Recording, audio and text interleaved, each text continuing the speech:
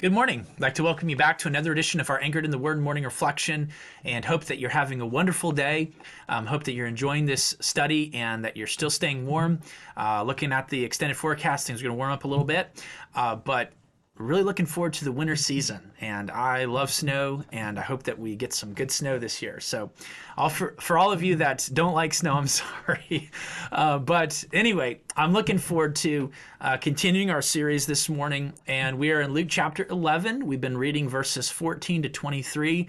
And rather than reading the entire section this morning for sake of time, what I want to do is I want to focus in on verses 21 and 22, because that will kind of be our focus. And then we will expand it a little bit with some passages that will give us better insight into what Jesus is talking about here. So, Luke chapter 11, verse 21 says this: "When a strong man armed keepeth his palace, his goods are in peace. But when a stronger than he shall come upon him and overcome him, he taketh from him all his armor wherein he trusted, and divideth his spoils. He that is not with me is against me. He that gathereth not with me scattereth." Now, at the heart of this parable that Jesus is giving is a context where there's a conversation between Christ and the religious leaders. And the religious leaders had clearly taken a side. And the side that they had taken as they're observing what Christ is doing is against Christ decisively. And so when he gives this illustration, he talks about two strong men, and then he talks about what the one strong man does to the other strong man. And so the first strong man is really a reference to Satan. This is a strong man who has exerted his influence. The reason that Jesus talks about this strong man, Satan, is because the people that are observing this miracle have seen a man who was unable to speak. And he was unable to speak because he had been controlled by demonic activity. And when Christ comes into the scene, he demonstrates his authority, his power over the kingdom of darkness. And he frees this man from this demonic oppression. And now the man can speak, and the people have seen a marvelous work. And so not only does he talk about the strong man, Satan, but he talks about a second strong man. And the strong man is much stronger than the first strong man. Now, the first strong man is demonstrating his strength with evil intent. He's taking a man who should have had the ability to speak, and he removes that ability. He exercises his authority and his power in an evil way. The second strong man is far stronger, but the way that he demonstrates his authority is in a good way. What he does is he conquers the first strong man. And when he conquers the first strong man, he does it to release this person who has been oppressed by this first strong man. He releases him so that he is free.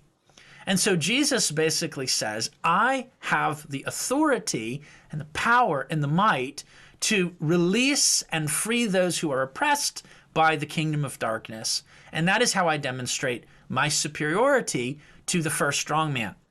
But then he goes beyond this a little bit further.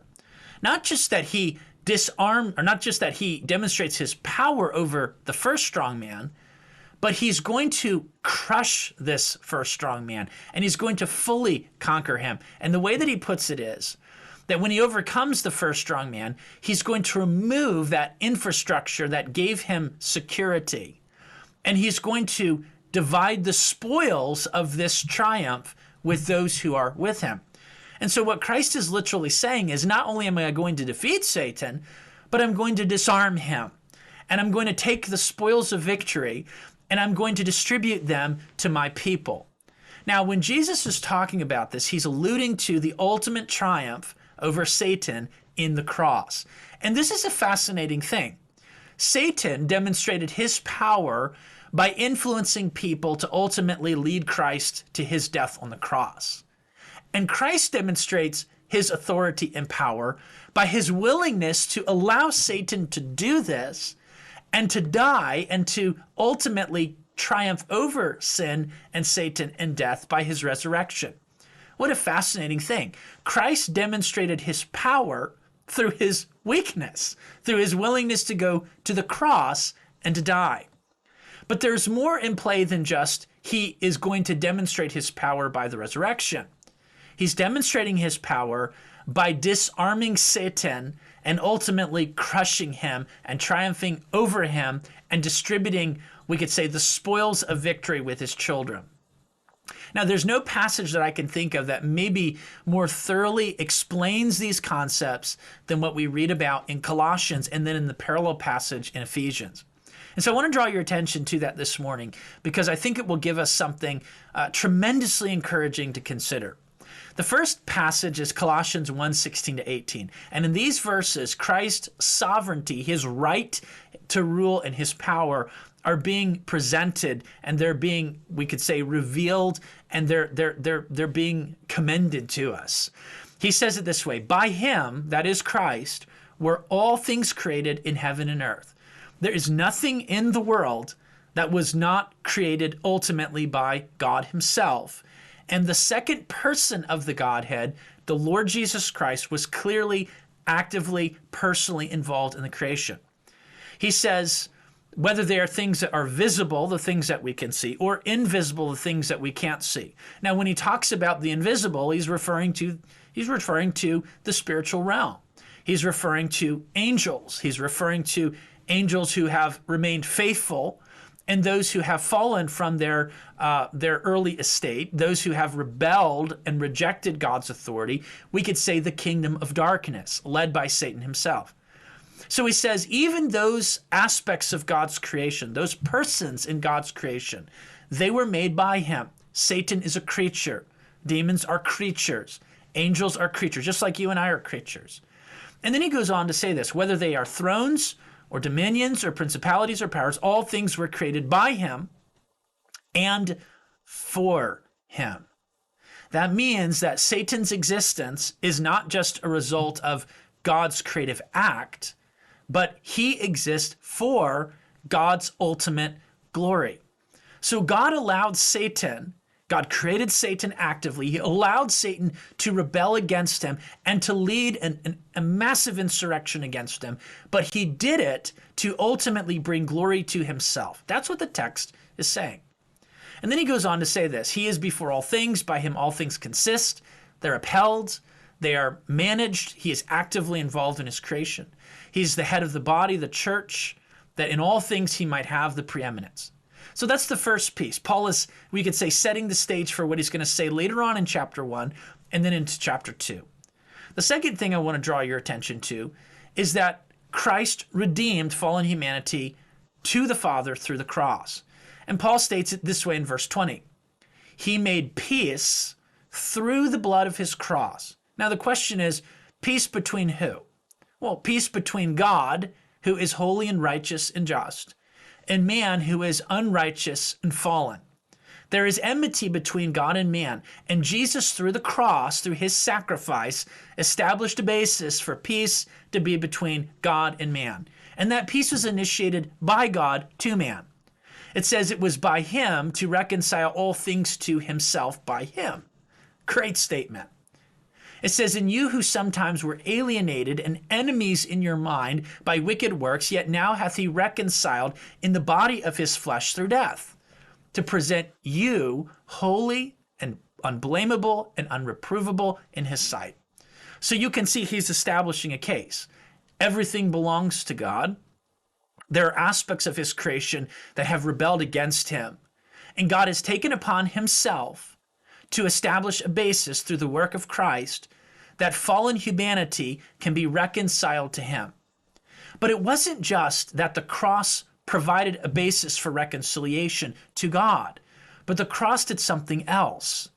The cross also established a basis for God's triumph over Satan and over evil, and a basis for God to give tremendous gifts and an eternal inheritance to those whom he has redeemed.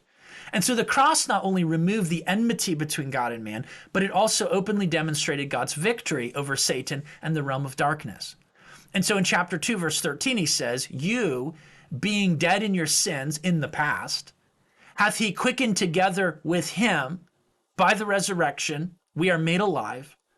having forgiven all your trespasses, blotting out the handwriting of ordinances that was against us, which was contrary to us, and took it out of the way, nailing it to his cross.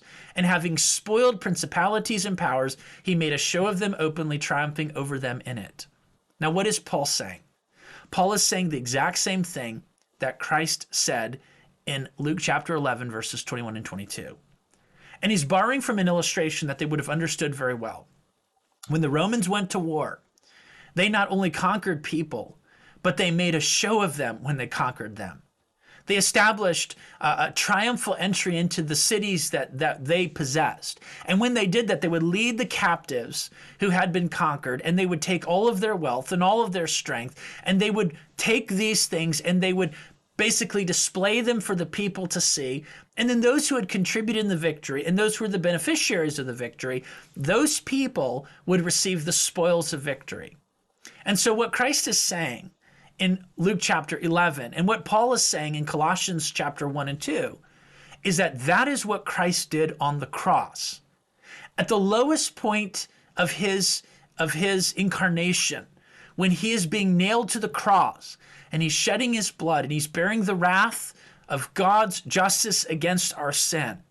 At that moment of tremendous weakness, he was demonstrating his greatest strength because he was establishing a basis to triumph over Satan, and he was establishing a basis for us to be reconciled to him, and establishing a basis for the gifts of our eternal inheritance to be distributed to us forever.